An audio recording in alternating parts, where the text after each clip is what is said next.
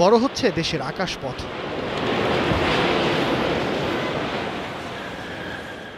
তৃতীয় টার্মিনাল এই পথে যোগ করেছে নতুন মাত্রা। এয়ারলাইন্সগুলো বাড়াচ্ছে সক্ষমতা, ঢাকার বাইরের বিমানবন্দরগুলোতেও চলছে সম্প্রসারণ কাজ। গত 10 বছরে দেশের আকাশপথের যাত্রী বেড়েছে দ্বিগুণ, আর 2035 সাল নাগাদ এই সংখ্যা গিয়ে দাঁড়াবে বর্তমানের 3 গুণ। বেসামরিক বিমান চলাচল কর্তৃপক্ষ বেবিচকের তথ্য বলছে 2022 সালে বাংলাদেশ থেকে প্রায় 50 লাখ যাত্রী উড়োজাহাজে বিদেশ ভ্রমণ করেছেন। 2021 সালে যে সংখ্যা ছিল মাত্র 20 লাখ।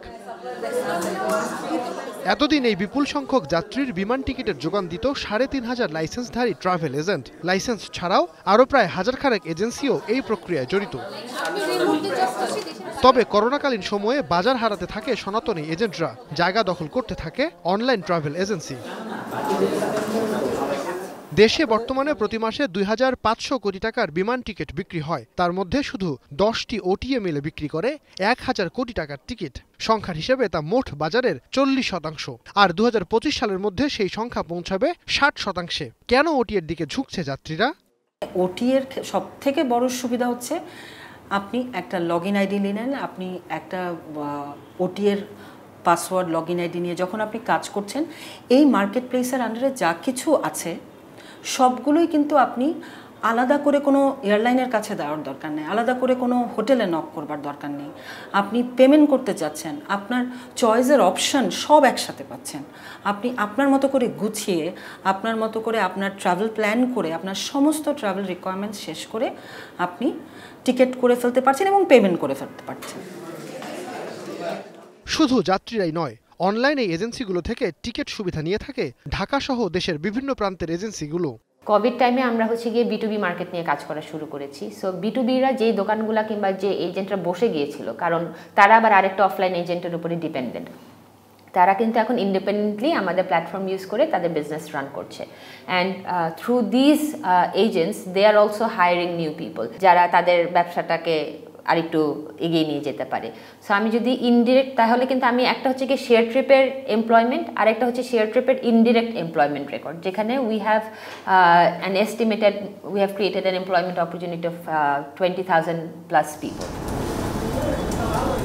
বিশেষজ্ঞরা বলছেন ওটিএগুলো দেশের ট্রাভেল মার্কেটে বৈপ্লবিক পরিবর্তন এনেছে।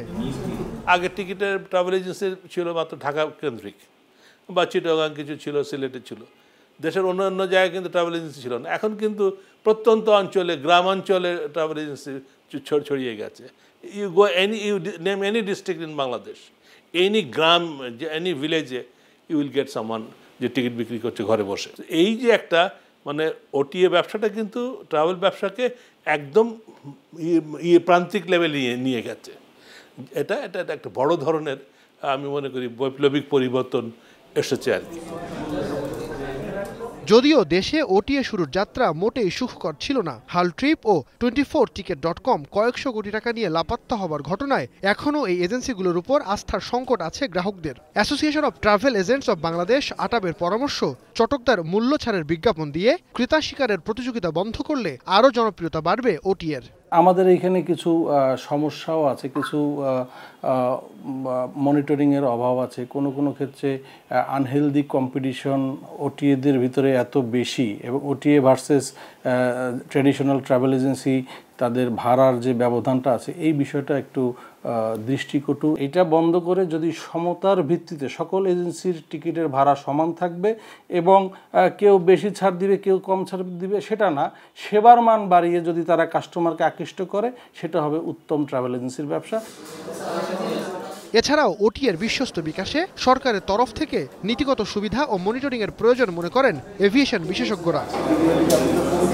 নাইম আবির, এখন, ঢাকা। ওয়ালটন ফ্রিজ কিনে পেতে পারেন 200% পর্যন্ত ক্যাশ ভাউচার।